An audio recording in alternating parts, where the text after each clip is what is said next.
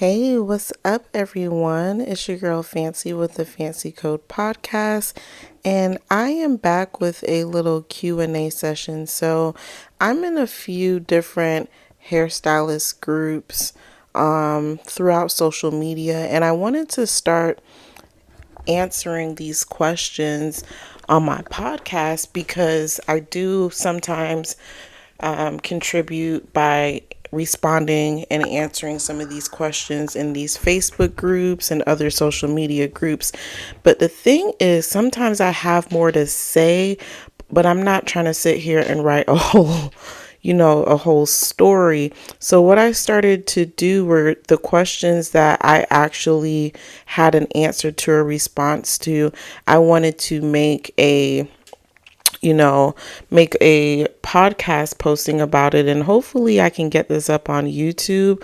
And if I can successfully get this up on YouTube, I'll continue to do more of these because they're only going to help us become better as hairstylists. So whether you are a hairstylist working at a salon, whether you are an independent hairstylist like myself, or you are just solely a business owner or an investor, I do feel like these are teachable moments for all of us. So this was a question that was asked yesterday that I responded to because it reminded me of a similar situation that I've been through. And the question this person had was, I recently moved into a salon suite and I no longer work in a salon. They took my social media content off of the pinned posts. And so for you that don't know what that means, is you can pin posts at the top of your all of the content that you post, for that to be the main content that people see first before everything else. So essentially she had some of her content, they picked some of her content to be as a pinned post for this salon social media page. And then she says, but they have the rest of my content still up on the page. Should I message them to take it down? They did me so dirty and I feel like I should pinch back. So when I read this, I had to read it a few times just to make sure I understood the context of what she was saying. And so the first thing that I got from this is that obviously she left. I don't know in what way she left, right? There's so many questions I had, but I didn't really want it to make it an intrusive thing by asking her all these questions. So I just based the answer I gave literally off of what she said. And so the first thing that stood out to me is that she said she left, right? The next thing that stood out to me is that she said, or that she noticed that they took down her pinned content. But the rest of the content of her work, because you remember she was a part of a salon team, it's still up there. And she's wondering if she should ask them to take it down. She feels like they did her dirty and she wants to pinch back. So essentially, and granted, it was a thread, so she had put some other comments on this thread. So one thing she stated, she never said what they did her dirty on. So I don't know if that's her feelings because she noticed that they took down a pinned post. And I don't know if this pinned post had a lot of views or followers or comments. I'm not sure like that. So I remember going through a similar thing where I didn't leave. I left this a salon. They had some of my content up on their page, and when I left they still had my content up. And so this is what I said to her. I said, number one, get a copy of all your content and repost it to your page that you're using now if you haven't already saved. Essentially, if you still don't have this content saved on your phone, just get like a reposter app and go ahead and just save your content so you can repost it on your page. Number two, you can ask them to please remove your content within 24 to 48 hours. If they don't, you could go on those posts and comment you no longer work there and tag your personal page. But if that's something you're going to do, I would recommend being professional with the post comment, right? Don't be petty. Number three, what I would do next is unfollow and block every person on that salon team to keep them off of your new page. Number 4, move on. There's no need to argue. This is business, not personal. There's no need to get anyone to fight your battles for you. You got this. The reason I said that last part is there were some other hairstylists that were giving, of course, their opinion, because this is one of those groups where you can ask questions, you can post your work, your expertise, your knowledge, and you can also vent. It's one of those groups, right? And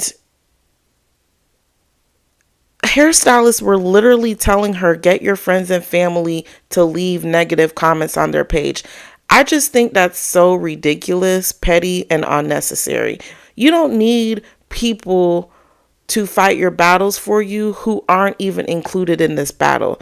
I hate when women get catty like this. And the reason I'm saying women is because it was women who were leaving these types of comments completely unnecessary. So those are just some of my tips. One, based on what I actually went through and how I handled it. And, when I asked for them to remove my content, they did. Well, they removed most of my content. They removed everything except for like 2 posts. But at that point, they had already removed most of it. I decided to unfollow and block everybody. And the reason I decided to follow and unblock everybody is I just wanted a fresh start. I didn't want any potential cattiness from anybody on that salon team that had nothing to do with the reasoning of me leaving. I never did anything petty or left anything petty on their page. I just felt like just start over fresh. Get the content if you don't already have it saved in your phone, fancy, and keep it pushing. No need to argue. It's business, right? So even though there may have been moments where I felt personally down about how I transitioned out of that salon space, regardless, I had to remember it's business, right? So that's just my advice on that. I hope that is helpful for anybody who may possibly be going through this situation. Just keep it professional, keep it business. Even though you may have moments of feeling that it's a personal attack, and again, we don't know what we don't know. But even if you've been done wrong, for real, there is no better satisfaction than knowing you left the right way and you handled your stuff like a business person versus being catty and petty. And I think too that just will come with experience, maturity, and just ultimately looking at the bigger picture of what you want for yourself.